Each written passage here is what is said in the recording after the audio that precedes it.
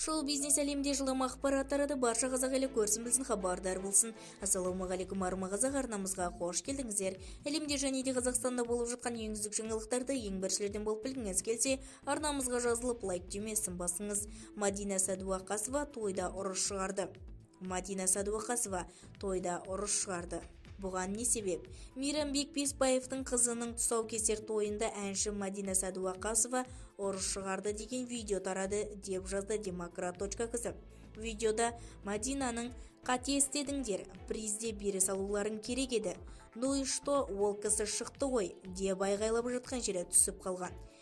Бұл жердегі мәселе тұсаукесердегі ойнатылған лотерея билетінен бастау алған еді. Билетіндегі нөмерін дұрыс байқамаған Баян Мақсатқызы асаба нөмер иесін шақырғанда думандатып билеп ортаға шығады. Алайда Баянның билетіндегі нөмір басқа болып, сабаның жанында тосылып қалған. Баян Алагөзова кері бұрылып кетеді. Әлгі ыңғайсыз жағдайға байланысты Мадина Сәдуақасова араласып, той ғой, ортаға шыққан кісіні құр қол жібермеу керек еді деп жатқанда видеоға түсіп қалған. Ал былайғы жұртқа видео Мадина тойда ұрыс шығарғандай болып тарап кеткен. Бізді тамашалауды жалғастырыңыздар және де бір ғана лайк түймесін басып, сау саламатта болыңыздар.